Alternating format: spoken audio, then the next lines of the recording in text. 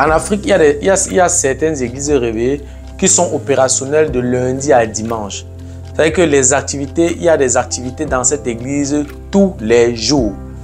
Bon, mais si toi maintenant tu fréquentes une telle église, tu travailles quand? Tu te concentres sur ta propre vie à quel moment?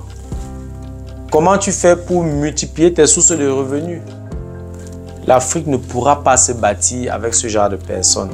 Même Jésus lui-même avait un métier, c'était un charpentier.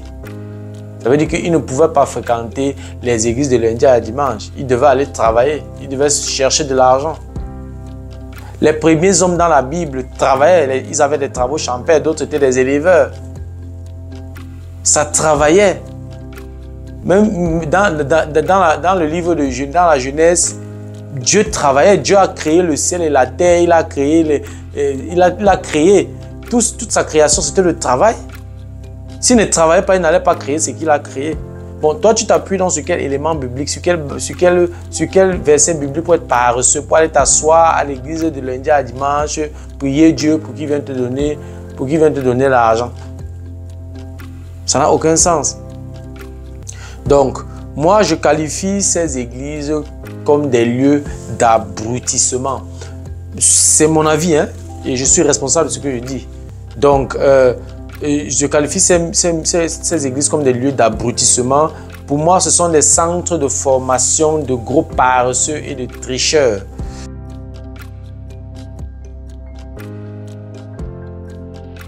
Salut à toi et merci encore une fois de plus d'avoir cliqué sur ma vidéo. Si c'est ta première fois de passer par ici, je m'appelle Fabrice Zopop.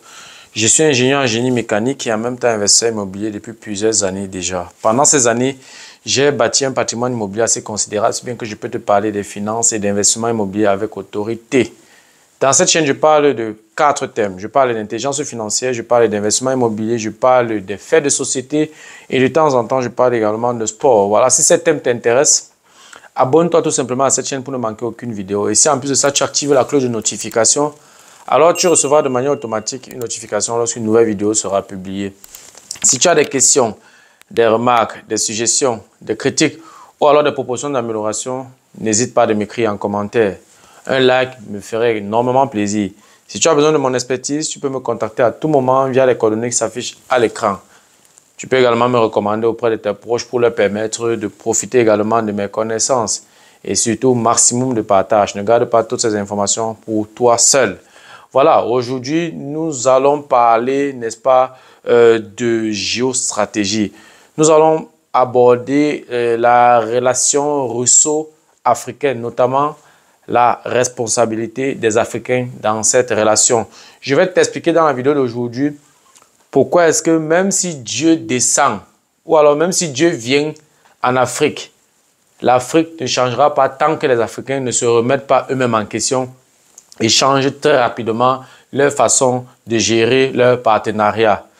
Ce que je vais dire dans cette vidéo va choquer plus d'une personne et je m'en excuse déjà. Si tu veux en savoir plus, reste scotché. La suite, juste après le générique.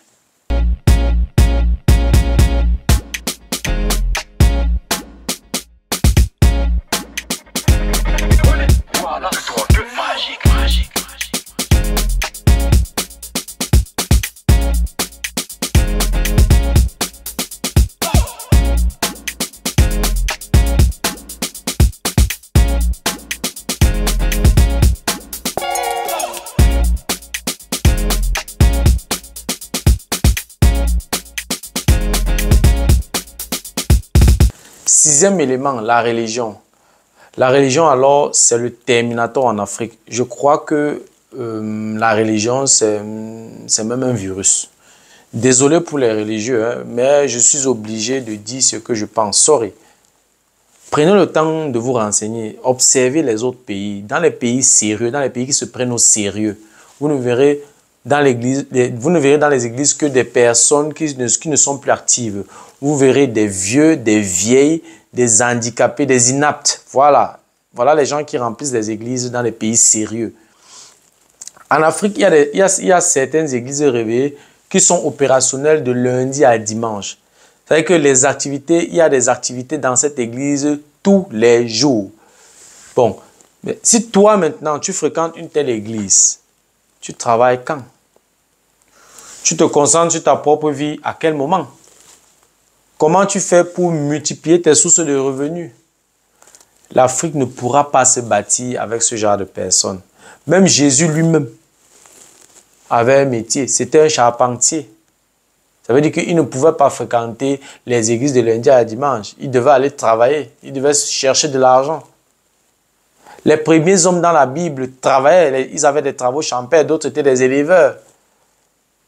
Ça travaillait. Même dans le livre de dans la Genèse, Dieu travaillait, Dieu a créé le ciel et la terre, il a créé, il a créé. Toute sa création, c'était le travail. S'il ne travaillait pas, il n'allait pas créer ce qu'il a créé. Bon, toi, tu t'appuies dans quel élément biblique, sur quel verset biblique pour être paresseux, pour aller t'asseoir à l'église de lundi à dimanche, prier Dieu pour qu'il vienne te donner l'argent. Ça n'a aucun sens. Donc, moi, je qualifie ces églises comme des lieux d'abrutissement. C'est mon avis, hein, et je suis responsable de ce que je dis.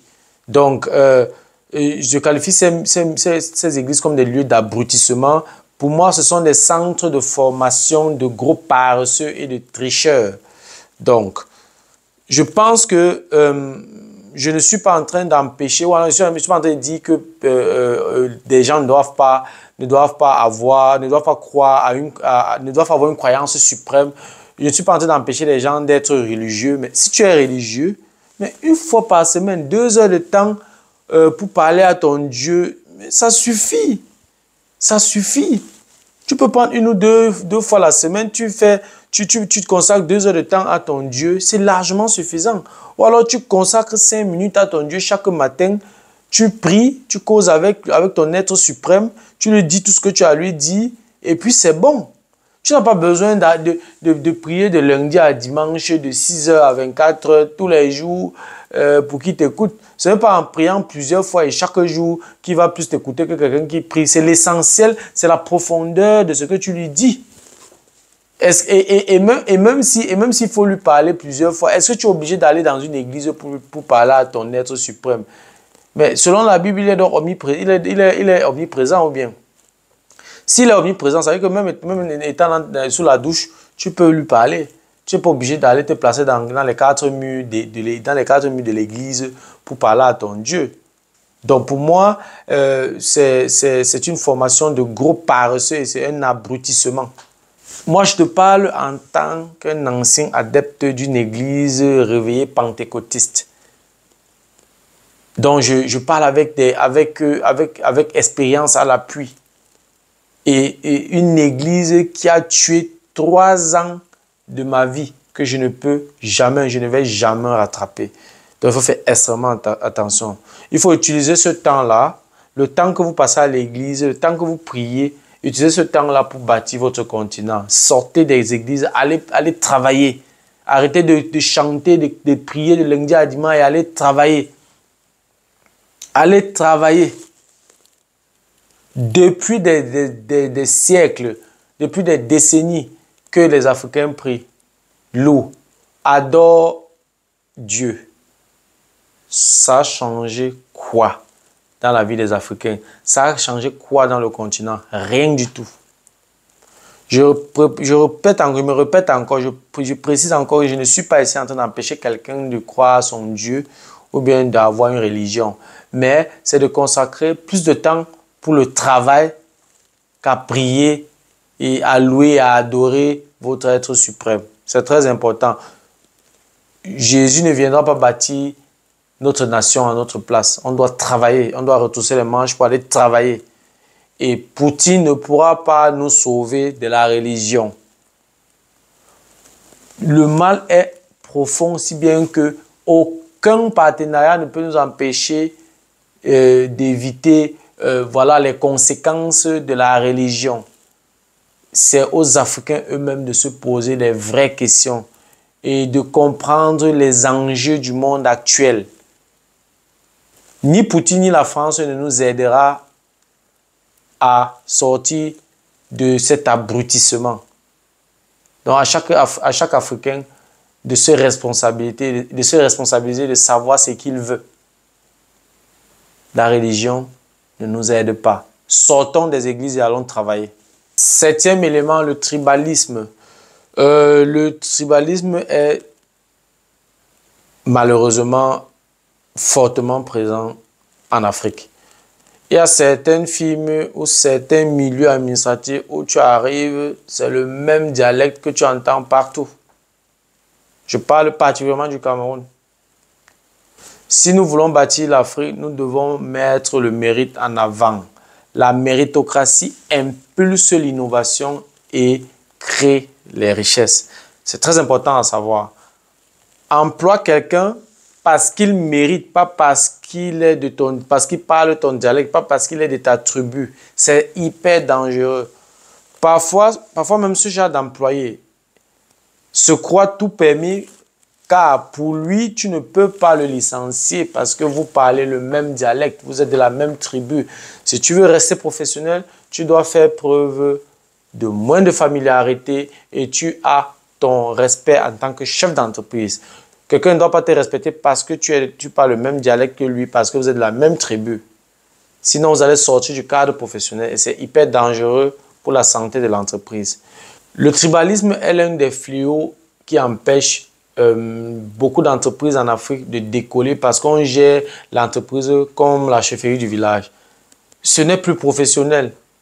Et une entreprise qui veut être compétitive doit être professionnelle. Quand il y a trop de familiarité entre les employés, quand il y a trop de familiarité entre le chef et ses employés, ça devient hyper dangereux. Il doit y avoir une relation entre chef et employé. Ça doit être professionnel. Avec tout ça, nous ne pourrons pas concurrencer les autres nations. Arrêtons donc avec le tribalisme, que chacun soit à la place qu'il mérite, quelle que soit sa tribu. C'est toxique n'est-ce pas, c'est toxique pour l'épanouissement d'une entreprise, c'est toxique pour les sociétés comme le Cameroun qui ont plusieurs ethnies. Nous sommes dans le Cameroun, il existe plus de 296 ethnies. Donc, si on commence, si le tribalisme est profond, si on n'arrête pas avec le tribalisme, ça peut être dangereux pour, n'est-ce pas, pour bâtir, pour l'émancipation ou alors pour le progrès scientifique, le progrès technologique de notre pays. Parce que les gens ne seront pas à leur place. Les gens seront là parce qu'ils parlent le même dialecte. C'est hyper dangereux pour l'innovation. Poutine ne pourra malheureusement rien faire contre le tribalisme. C'est à nous de travailler dans ce couloir. C'est notre taf. Ni la Russie, ni la France, ni les États-Unis, ni la Chine, ni l'Inde, ni le Brésil ne pourront nous aider pour combattre le tribalisme. C'est notre responsabilité, chers Africains. Huitième élément, l'incivisme. Ça, c'est également un fléau qui gangrène les sociétés africaines. Quand on observe comment est-ce que nous entretenons nos quartiers, nous constatons qu'il nous manque beaucoup de civisme. Un Camerounais, par exemple, moi je parle de ce que je connais, hein. Un Camerounais, par exemple, préfère jeter les ordures au sol au lieu de conserver ses ordures, chercher le prochain bac à ordures et de jeter ses ordures dans le bac à ordures. Non. Il préfère jeter au sol. Au volant des voitures, par exemple, aucun usager n'attache sa ceinture ou alors très peu d'usagers attachent leur ceinture. Voilà. Et très peu d'usagers ou alors presque aucun usager ne respecte le code de la route. Aucun usager ne respecte la limitation des vitesses. Les panneaux de signalisation, c'est alors la catastrophe. J'ai l'impression que certains panneaux sont seulement là pour orner. Les feux alors, n'en parlons plus. Parfois même quand tu gares même au feu où tu t'arrêtes, tu es la seule voiture garée. Les autres voitures te traversent en se moquant de toi. Les taximens passent, se moquent de toi. Les motos-taximens passent, se moquent de toi. Mais toi, tu sors d'où? Tu vis ici. Donc, en fait, ce qui est normal devient anormal. C'est quand même incroyable. Donc, c'est la catastrophe. Personne ne respecte les feux de signalisation, les panneaux de signalisation. Personne. Parfois, je me demande même à quoi ces feux servent, puisque personne ne les respecte. Personne. Les feux sont là comme les jeux de lumière. Personne ne respecte. Quelqu'un est sous, il est conscient qu'il est sous. Il est même avec des gens qui savent que le gars est sous, mais il prend quand même le volant, il se met en route. Et puis on est étonné qu'il y ait des accidents. Les gens sont étonnés de voir des accidents. Quand tu es sous, tu as encore quel cerveau, tu as encore quelle mémoire? N'en parlons plus alors du téléphone. Le téléphone alors au volant, c'est la catastrophe. C'est grave, c'est monnaie courante.